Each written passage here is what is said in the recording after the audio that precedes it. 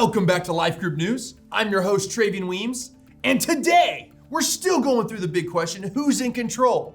As we've had hints in a few episodes, I'm sure you can guess who is, but we're going to continue trying to answer this question. Well, today let's do a little bit of a review before we get into the big story of Jacob and Esau.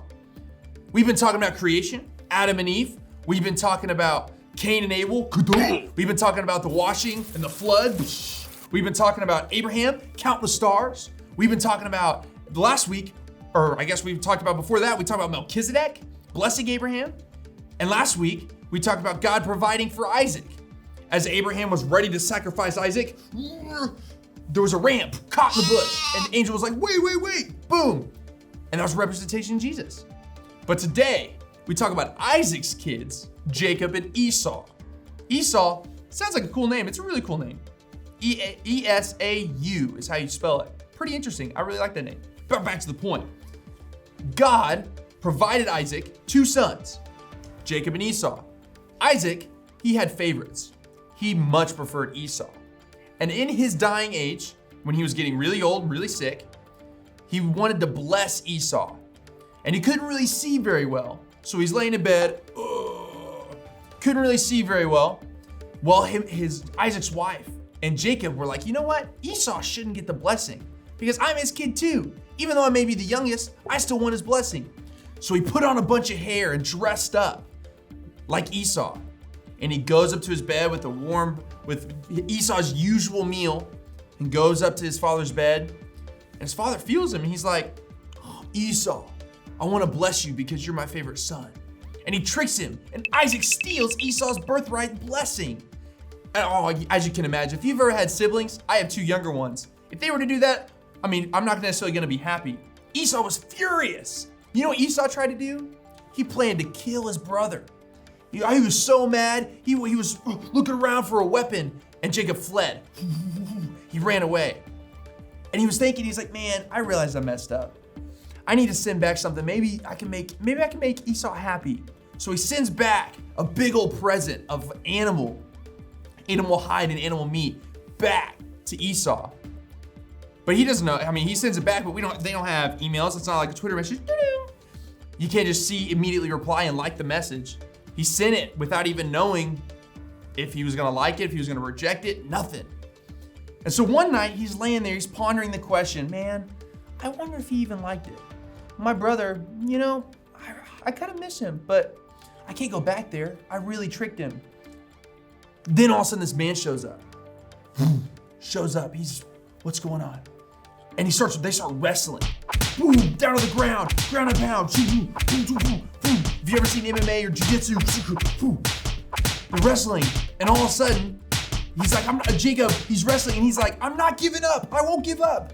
And all of a sudden, by the touch of the guy's hand onto his hip, boom, breaks his hip, just by a single touch. And at that point, Jacob was like, oh man, okay, this guy's pretty strong. But he still was like, you know what, no, I'm gonna hold on to you and I will not let go. And it was at that point, the man spoke and he said, for this reason, you have won. And he calls himself God. And it's realized through this story that that's God. If you have your Bibles, turn to Genesis chapter 32. We're gonna be starting in verse 22. Check this out. The same night he arose and took his two wives, his two female servants, and his 11 children, talking about Jacob, and crossed the ford of Jabbok. He took them and sent them across the stream and everything else that he had. At that point, Jacob was left alone, and a man appeared and wrestled with him until the breaking of day. They wrestled all night long, a full 8 to 12 hours. Boom, going at it, wrestling, grounded, wrestling a bunch. Then the man said, let me go, for the day has broken. But Jacob said, I will not let you go unless you bless me. And then the man said to him, what is your name? And so Jacob replied, Jacob. And then the man said, your name shall no longer be Jacob, but Israel, for you have wrestled with God and with men, and you have prevailed. What? Jacob wrestled with God and won? No way. I thought God was super strong and like he could never be beaten. He always wins. Well, make sure you take a look real quick. God is still all powerful. You look back in the story, God, with just the touch of his finger, broke Jacob's hip. Boom, shattered it. But it wasn't because that Jacob was stronger than God that he ended up winning or prevailing. It was because he wouldn't let go and realizes that he needed just to hold on to the man. And then that's how we should live. We should live just to hold on to God with whatever he says and whatever God does, just to hold on to. Like you would your father when you're giving him a hug, like not letting go. That's how we should live our own life. That we just hang on to God and it's like, God, I trust you. I'm never letting go. You can't get rid of me. I never want to let go. And because of this, Jacob was no longer called Jacob. His new name was Israel. And we see, I know you've heard of Israel. The country is still here today. The country of Israel, the tribe of Israel, was because of Jacob's change and wrestle with God. And from Jacob's bloodline, Israel's bloodline, would come Jesus. Later on in the story, Jesus would come from the line of Israel. So I challenge you with this. Today on this episode of Life Group News, I challenge you just to hold on to God. Read the word and trust what he says. Hold on to him.